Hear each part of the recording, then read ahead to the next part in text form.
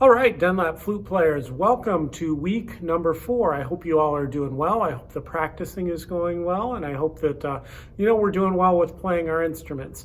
Now, before we get into this lesson, I do want to preface this by saying, if you're having trouble with, say, some of the skills in the week 1 or the week 2, or especially the week 3 exercises, that sheet that I gave you with alternating between C and D, work on those and master those skills before you move on to what we're doing for week 4 here, okay? And it's okay if you go back this week and review those things and work on those things, because those are important to master, okay? So what I want to do here first is just start with some long tones on our instrument, okay? So we're going to start just by playing some long Fs, which would be exercise number 1 in your book. I'm not going to put the music up there. I don't think we need that necessarily at this point, but let's start by playing some long Fs. If you want to look at your book, it's going to be number 1 in your book, okay? So we'll play a whole note F, 4 beats of F, rest for 4 beats, play another F, and then rest for 4 beats, okay? So just to review, remember for F, I put my thumb down, put my pointer finger down, my middle finger down right here. Remember, I skip a key between those 2 fingers. My ring finger, I do not put my pinky down, okay? Then on my right hand, I put my pointer finger on the 3rd round key up from the foot, and I put my pinky down. Okay, let's play some Fs. 2 whole note Fs. 1, 2, ready, go. Rest, rest, rest, rest. Rest, rest, rest. Okay, we're going to do the same thing now with E flat. So to make it an E flat, all I'm going to do is I'm going to lift that pointer finger up off the key. My pinky's still up. I never put that one down for now. My thumb's still down. I'm going to put the other 2 fingers on my right hand down. So all of my right hand fingers are down. There's E flat. Let's do the same thing. Here we go. 2 whole notes with a rest in between. 1, 2, ready, go. Rest, rest, rest, rest. Rest, rest, rest, rest. Good. Now we're going to do a D. The only difference between E flat and D is I lift my pinky up, okay? Everything else is still down that was down for E flat. All right, so 2 whole note Ds. Ready, go. Rest, rest, rest, rest. Rest, rest, rest, rest. Good. Now we're going to move to B flat. All right, remember for B flat, I put my pointer finger down and my thumb right there. These other fingers just hang out above my flute, and on my right hand, just my pinky. Okay, same concept with B flat. 1 whole note, rest for 4 beats, and another whole note. All right, flute's up, and here we go. 1, 2, ready, go. Rest, rest, rest, rest. Rest, rest, rest, rest. Now I want you to play 2 whole note Cs with a rest in between. Remember, to make it a C, I've got my fingers like B flat. I'm just going to lift my thumb off. I'm not going to put my thumb on my flute at all, okay? So here we go. Here are 2 whole note Cs. Flute's up, press them against your lip. Here we go. 1, 2, ready. Rest, rest, rest, rest. Rest, rest, rest, rest. Good job. All right, so now let's move on to your book. All right, we're going to take a look at exercise number 8 in our book. And let's go ahead and get that up there. All right, there it is. So you will see that number 8 starts with 4 C's. Okay, remember that our thumb is not down for C. Each one of those notes, the C's, is a filled in note head circle with a stem coming out of the bottom. Those are quarter notes. Okay, quarter note gets 1 beat. In the second measure, the second little box in our music, we have things that look like little lightning bolts. Those are quarter rests. We rest or don't play for 1 beat. You don't need to say rest out loud. We're just going to count them in your head. You will hear me say rest just to help you keep track. Okay. And then, so we start with 4 C's, then we have to move our finger to D, rest for 3 beats. Then we have to move our fingers to F, play 4 Fs, and then switch to E flat. Now you will also notice at the end of your music over here is a double bar, a thick line and a thin line at the end, with 2 dots in front of it. That is what we call a repeat sign. You'll see that it's labeled as a repeat sign. A repeat sign simply means in this instance that we have to go back to the beginning of the song after we played it once and play the whole stinking thing again. So we have to do it twice, okay? So we're gonna do that, all right? And you will notice something a little different here with our video this week. I am gonna have at the top of the screen the music. There's gonna be a cursor that's scrolling along with us so that you can see where we are in the notes, okay? So let me get a metronome started so we get a tempo. And remember, each click of this metronome is 1 beat. I will count 1, 2, ready, go. We will play number 8. And then when we hit the end, we're going to repeat it and play number 8 again. All right, here we go with number 8. Flutes up, pinky, pointer finger down, pinky down. We are gonna play it twice. Here we go. 1, 2, ready, go. Rest, rest, F. We go back to the beginning. Here's our C and go. Rest, now F and go. 2, 3, and go. All right, you may have gotten that the first time, maybe not. And if you didn't, that's okay. Most of us probably didn't, okay? I've been playing my flute for a long time. So just like anything else, this takes practice. And this particular exercise, especially moving from C to D and then changing to F, isn't necessarily easy. So it's okay if we didn't get it right away. So what I'm gonna encourage you to do is go ahead at this point and pause your video and practice exercise number 8.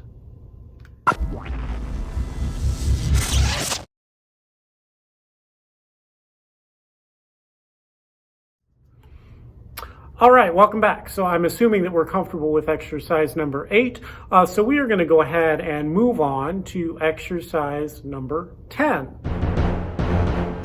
All right, and you can see that now we are going to use all 5 notes that we have learned at this point. So you'll notice that we start with 4 B flats, and again, B flat is pointer finger and thumb on our left hand. Pointer finger is against the side of our flute, and on our right hand, our pinky, our thumb just rests underneath. The rest of my fingers are just hanging out here above. Okay. You'll also notice that here at the end, we do have another repeat sign. So we are going to play number 10 2 times. Okay.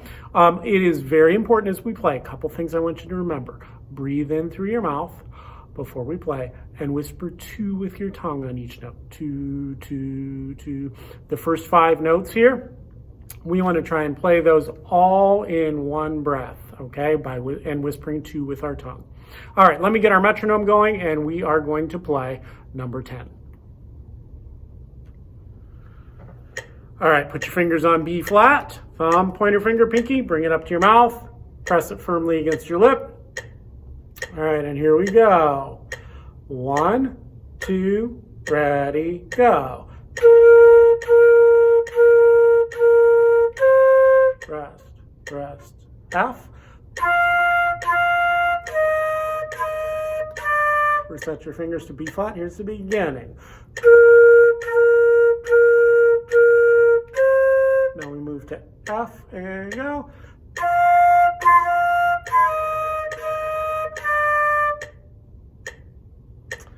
All right. nice job. And again, don't worry if you did not get that right away. That's okay, it's a tricky one. Now is an excellent time to go ahead and pause your video and practice exercise number 10.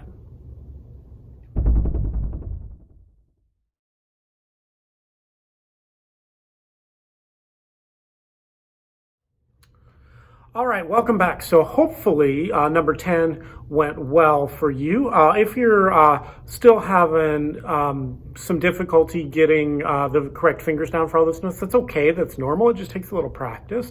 Continue to practice those exercises, number 8 and 10, before you move on to our next few exercises, okay?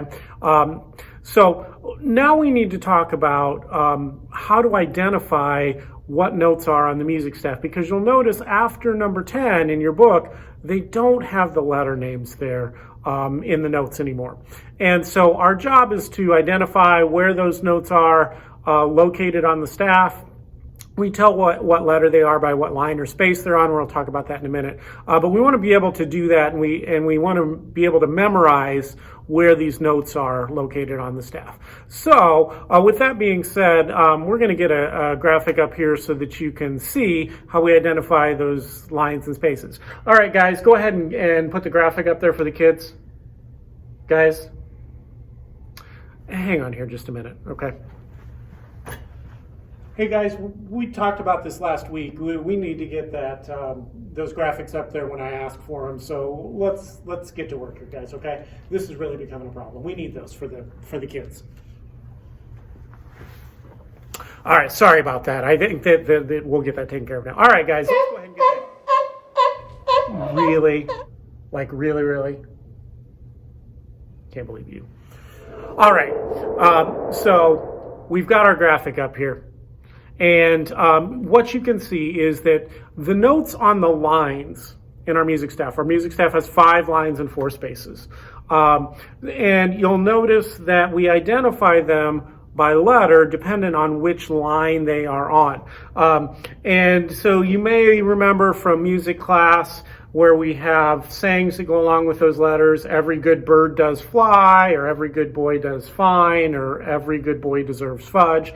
Those all work. So what you'll notice is that the note that's located on the bottom line of our music staff, and we always count from the bottom to the top. So the first line we would say is the letter E. All right. The second line is G.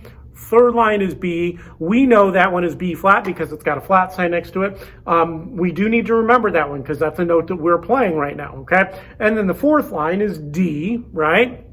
And then the top line is F. For right now, we only have 3 notes that we need to remember, that B, the D, and the F, okay? Now, let's go ahead and take a look at the spaces, all right?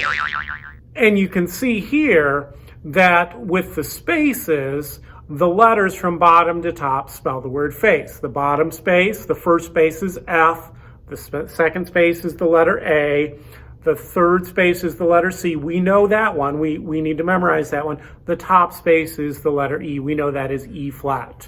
Okay, so it's really important to work on memorizing where those letters are on the music staff, and that will come in handy for these next few exercises.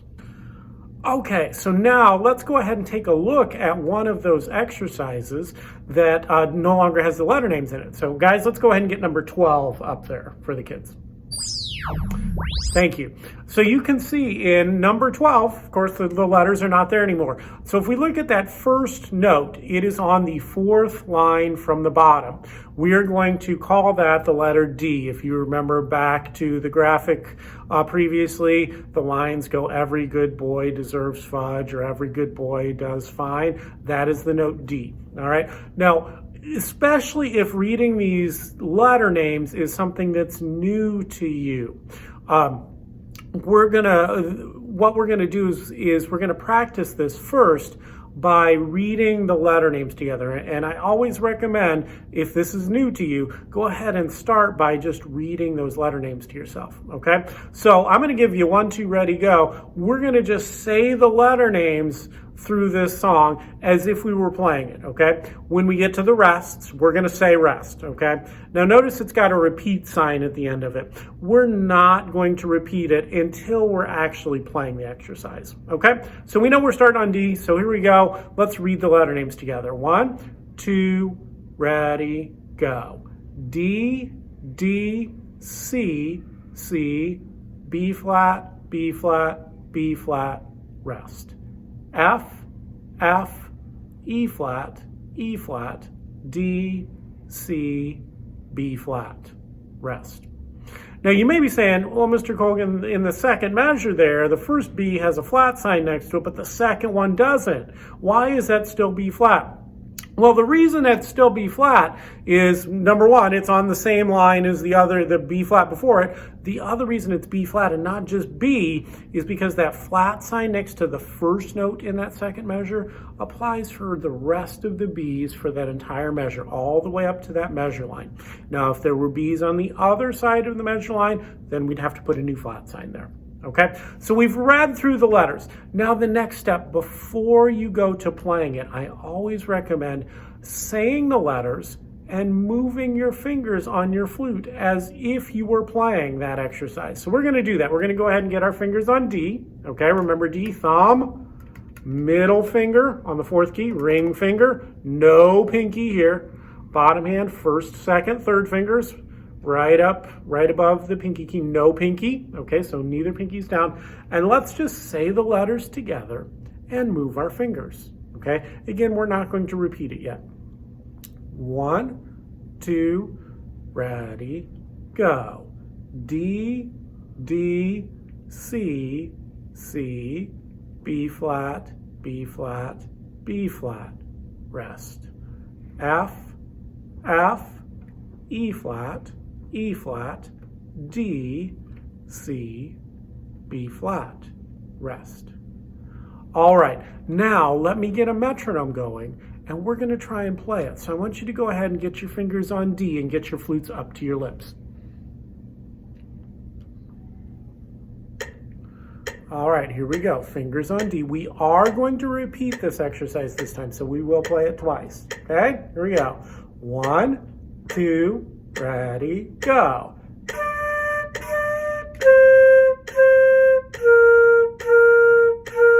Rest.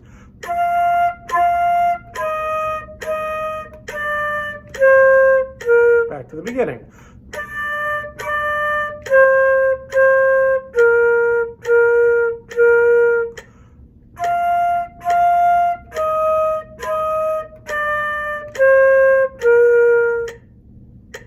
All right, nice job. If you're having a little trouble getting those fingers to move from note to note, that's okay. Or if you're having a little trouble identifying the letters, that's okay.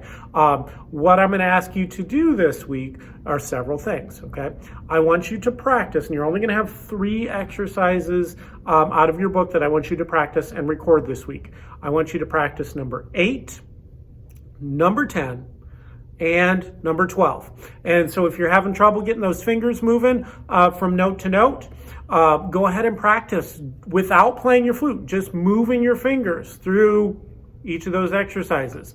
If you're having trouble remembering what the letters are, spend some time reading through them like we did a minute ago. Then read through them and move the fingers, okay? Then go ahead and try and play the exercises, okay? The key is practice, practice, practice. Super, super, super important that you practice at least 5 days this week for 15 minutes each day. Don't practice like one big chunk for 30 minutes and then not practice the rest of the week. You're gonna not remember a lot, okay? And you're gonna get kind of bored, most likely. You're gonna remember much more if you practice small chunks more often during the week, okay? So your job again this week is to practice numbers 8, 10, and 12. And after several days of practice, when you feel comfortable with those, record those to our class Flipgrid. Good luck this week. I look forward to seeing your videos.